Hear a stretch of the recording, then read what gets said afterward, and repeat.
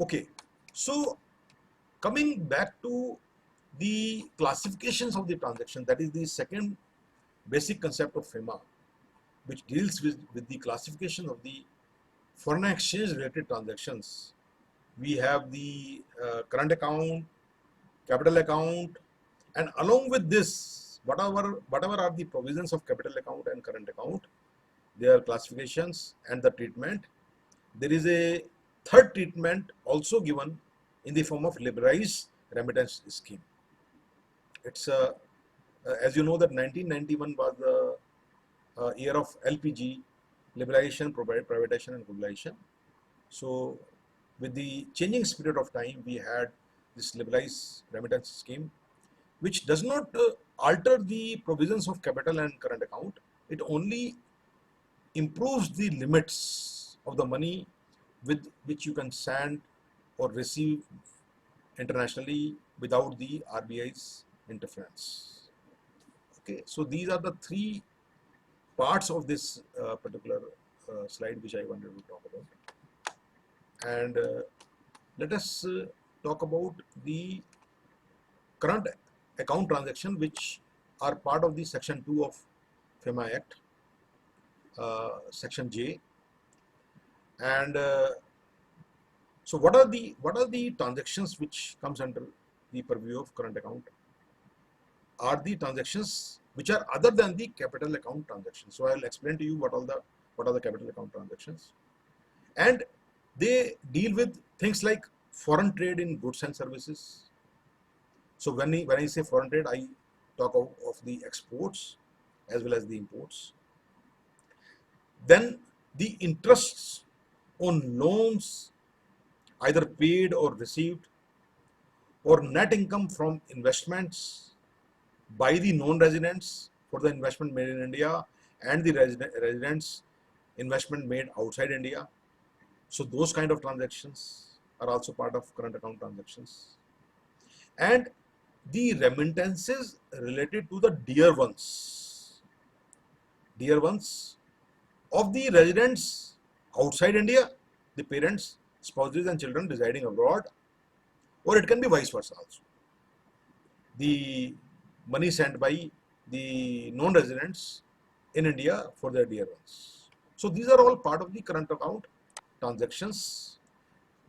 And the also for things like foreign travel, education, and Medicare. So all these transactions which are defined in section 2 subsection J, and according to the process of treatment of this current account transaction, which is defined in section 5 of FEMA, any person may sell or withdraw foreign exchange to or from an authorized person if such sale or withdrawal is a current account transaction.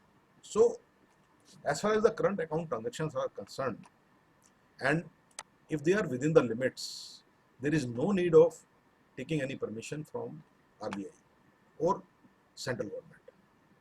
So there are certain, still there are certain transactions where some permissions are required, which I will be explaining to you later in this presentation.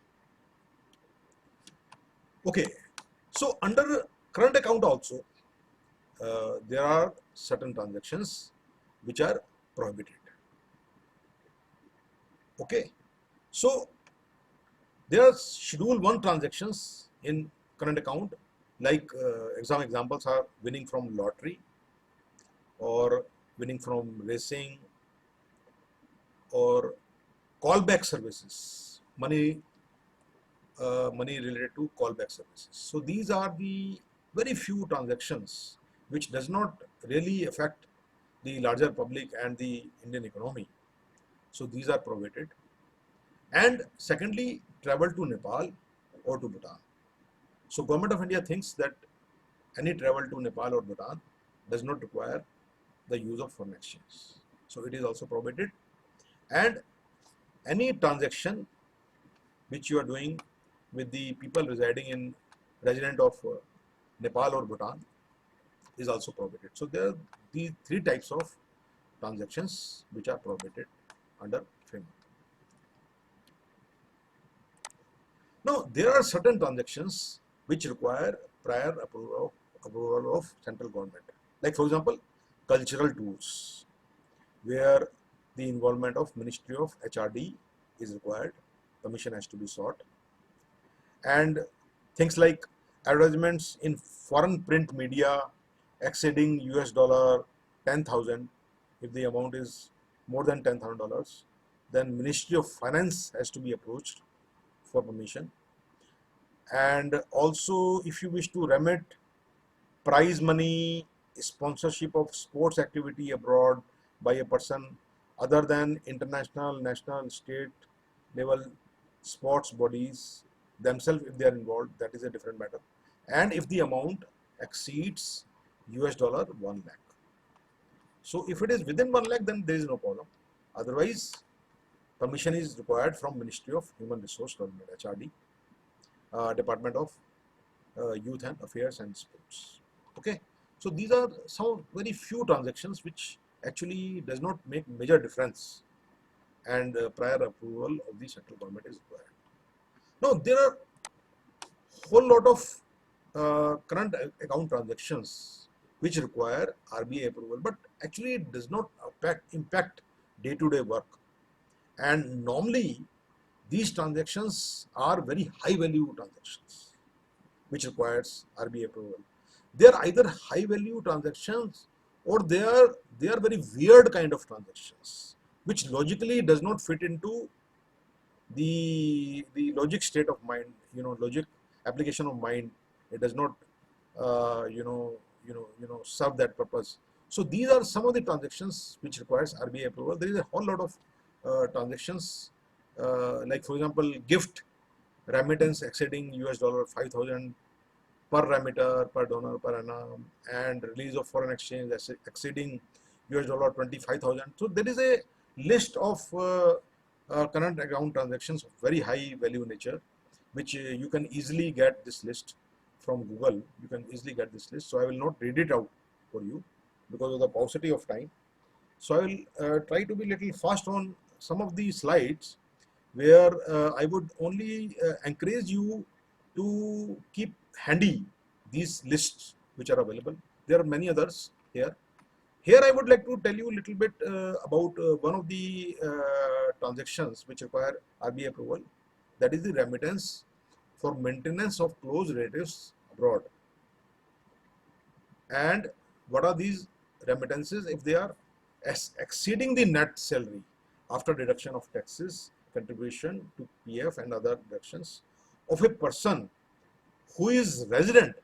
Now here there is another point here, who is resident but not permanent resident.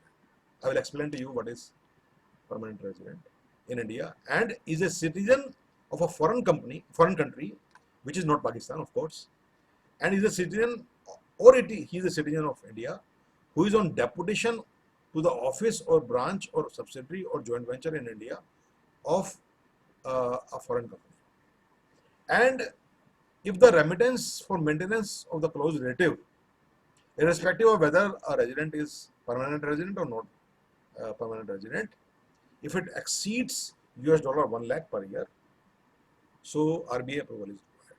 So let me tell you what is the definition of not permanently resident. For the purpose of this particular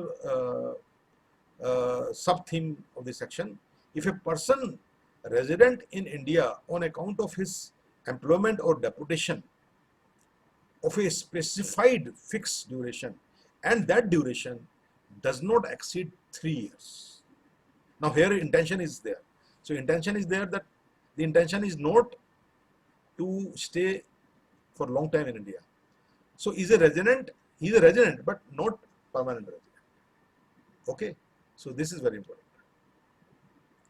Now there is again very long list which relate to commission paid to foreign entities for any inward remittance deal.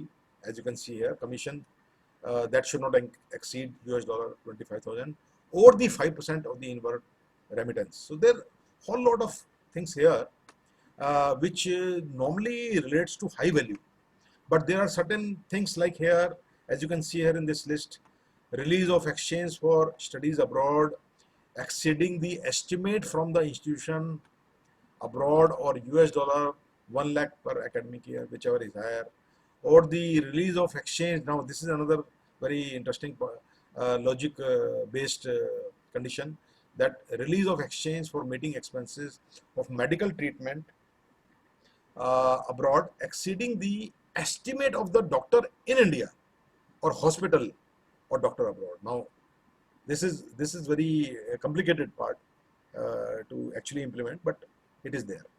So there are certain transactions which are based on high value condition or logic condition. So there is a complete big list. So I'll not go to this complete list. This list can be easily downloaded from Google, so you can keep it handy with you.